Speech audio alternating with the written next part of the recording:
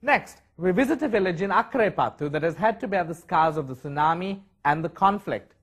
While the psychological impact is yet to heal, people here have begun to piece their lives back together with the assistance of a number of benefactors, whose efforts are coordinated by the local church and a community-based organization.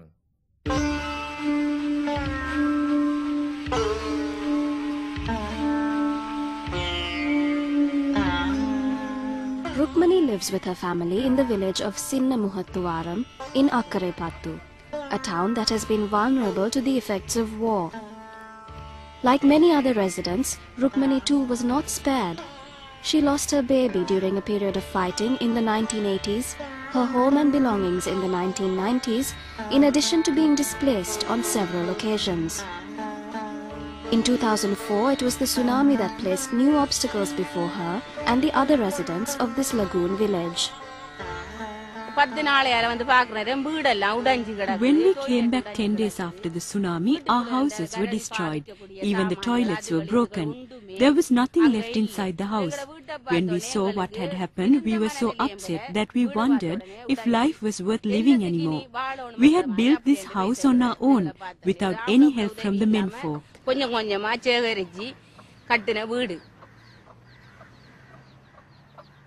With their homes and belongings destroyed, the residents of Sinnamuhattuvaram turned to the local church for their immediate needs.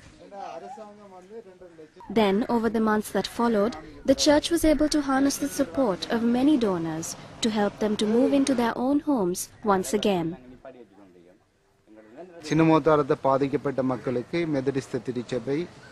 The Methodist Church, Catholic Church, AHED and the Fellowship Seminary worked together to build permanent houses for the tsunami-affected people in Sinnamuhattuvaram in 3 villages.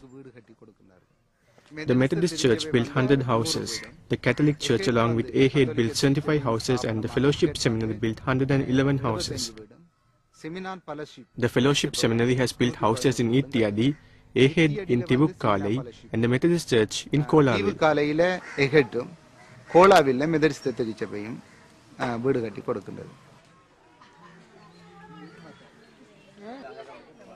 Just as important as solving their shelter problems was the need to revive their means of livelihood. This is where the local organization Mahashakthi played a vital role by providing loans for the residents of Sinnamuhattuvaram to invest in re-establishing their means of income.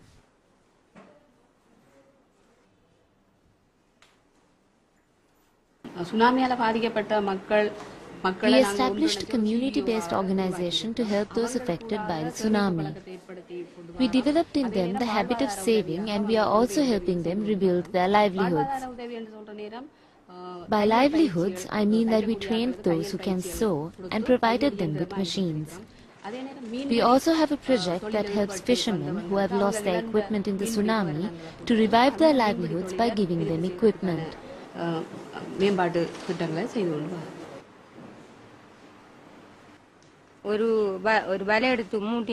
sell one of the fishing nets that we weave for about 2,500 rupees.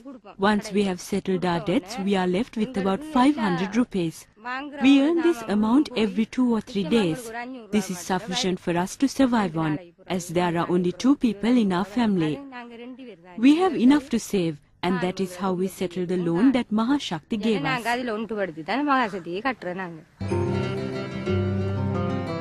Several families used the loan to buy the equipment, tools and materials they needed to start making nets and going out to sea again. Others invested in alternate ventures to help support themselves. My husband is a carpenter. The equipment, together with the 15,000 rupees they gave us, was very useful when my husband had a lot of work after the tsunami. Houses that were destroyed by the tsunami had to be rebuilt, and we survived on the money he earned. We are now able to live comfortably because of the assistance they gave us.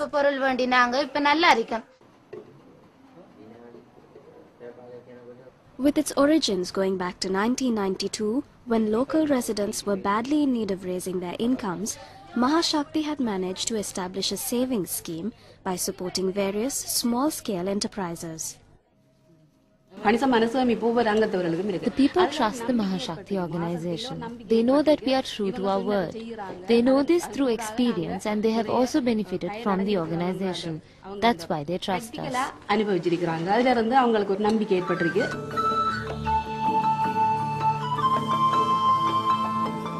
Like others in coastal villages of Sri Lanka's eastern districts, the residents of Tsunami-affected are attempting to move on from their experience of the tsunami with courage and strength.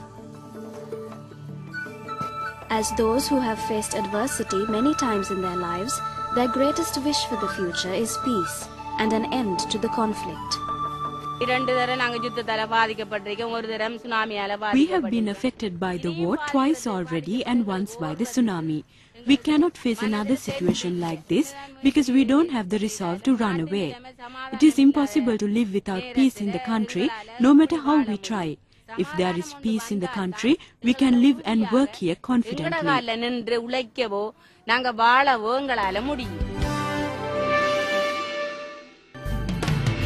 This is Coastal Rising. 2 years after the tsunami, the people's story.